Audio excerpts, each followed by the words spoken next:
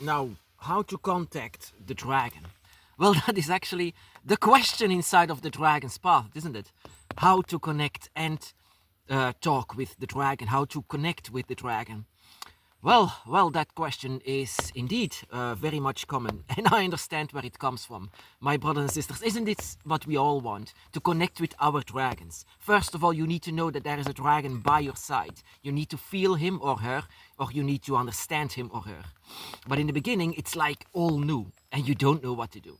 Well, let me educate you a tiny bit, because I've been on the path for 20 years and there are some things that I discovered that are very important to know once you are on the dragon's path. First of all, whenever you are doing rituals, we are a branch of Wicca, because some people really dislike that name Wicca or whatever, because Wicca in itself is right-hand religion. While we are left-hand religion and we don't have priests and leaders and laws, we ever make it for ourselves. Whatever the dragon is free. But we are still doing rituals, we are still have our own gods, and we are still worshipping the four elements of nature. And the four elements of nature are basically the dragon gods. So in the embodiments as dragons, that is also what is living inside of you, and you have a basic understanding of, That is where I just want to say to you this thing. It's very important to know about draconic magic or dragon witchcraft. First of all, you need to know, to become the dragon in human form, now you're not yet your dragon self. It requires discipline, desire, and the will to change and evolve. And once you evolved into your dragon self, then you are finally ready to do rituals. Because just the same thing. It's like making a drawing. Not everyone can draw, or not everyone can make a nice drawing, but you have to learn how to draw. And that is also the same thing with rituals. You have to learn how to do it in a proper way, and how to do it how you desire it.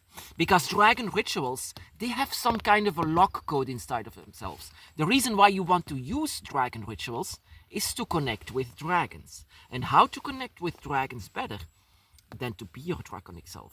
Because in a way, humans, and you might say that witches or Wiccans can also connect with dragons. That is wrong. They cannot connect with dragons, because dragons are not their slave, they are not their personal assistant, they are not doing anything like that. Dragons are very inside of themselves and inside of their own worlds. So don't drag them outside of their forest wherever they are living. So that is in the beginning of my path, actually, there was after I joined a coven, but that went out of that it was nothing, because I didn't feel home there, because I wanted to have questions, answers to my questions that I have on my dragon's path. So what is going on? What do I have to do for my dragon? But of course, this coven of Wiccans wasn't the answer. So later on, another group confronted me and said, yes, we love dragons very well, and do you want to join us? And I said, yeah, why not? But I had to do a ritual. I had to repeat the words that I will forever be grateful forever be loyal inside of that group. And I was very, very uncomfortable with whatever I had to say. And whenever I said, no, I don't want to do this actually. And they said, yes, I can see your dragon wants this. And every button inside of my mind said, no, the dragon doesn't want that. The dragon wants to go out. And that is what I felt everywhere. I just said, no. Later on, they confronted me again. I said, why did you leave? I mean, you have to do your ritual. That was not a good ritual. That was not a ritual. That was not the words that I wanted to say, because no one, and that is what you have to know also, no one can put words inside of your mouth. No one can say to you how your ritual has to go. You have to do it 100% natural, without any distractions or people that impose something on you. No, you just need to be yourself 100% whenever you are doing your rituals, because there is something that you need to know from these rituals and the connection that you have from dragons. Dragons only listen to other dragons. and not to people that just are interested.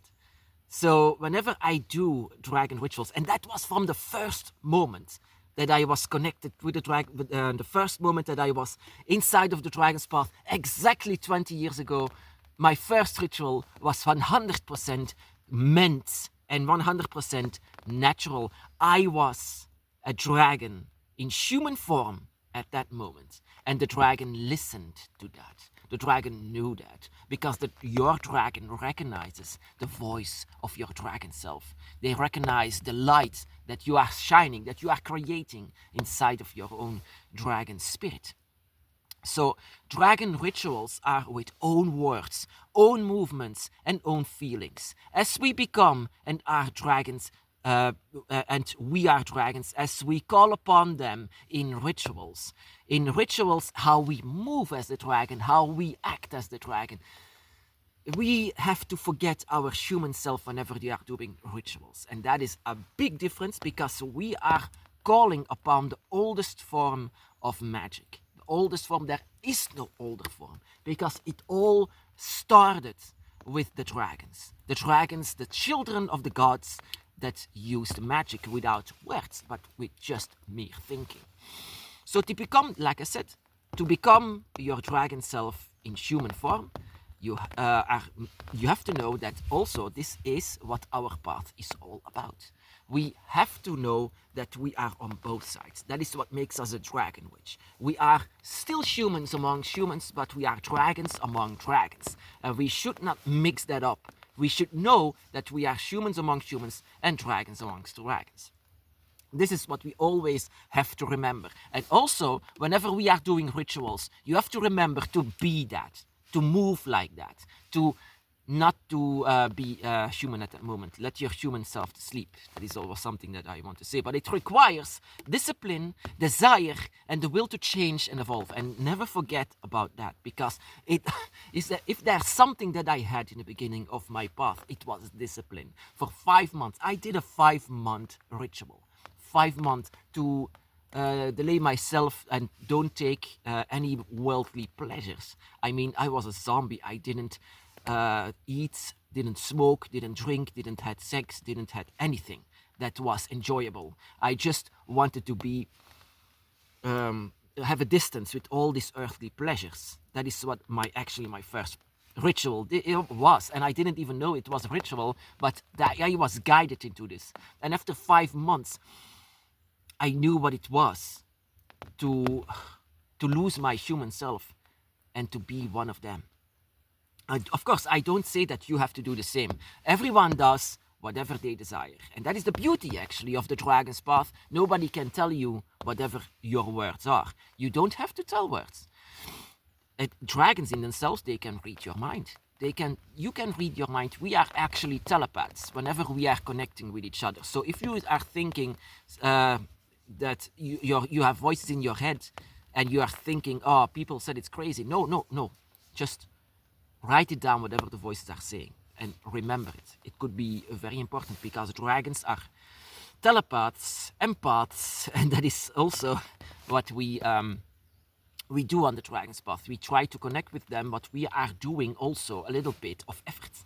And what kind of effort is this? This is discipline and the will to change and evolve. And of course, the desire, the love for the dragon is not something. And that is why back in the day, they wanted to know the secret of the dragon. What is the secret of the dragon? Only we can say whatever the secret is. We have knowledge that is actually forbidden knowledge, that I say. Whatever the dragon is telling to us. How to go through different realms. How to come to different gates. How to talk with the gods. That is something yet that your dragons can say.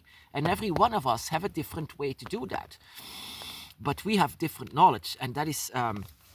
As dragon witches, we keep it for ourselves and how we do it. But as dragon witches, we also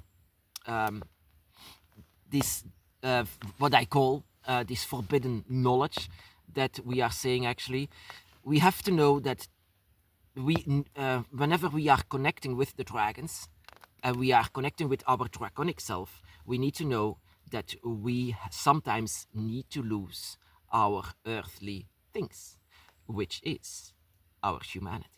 Our humanity sometimes needs to go away in order to talk with the dragons and in order to talk with your draconic self, to know how it is. Because I've been on the path for 20 years, but that is not enough. It's a lifetime exploration.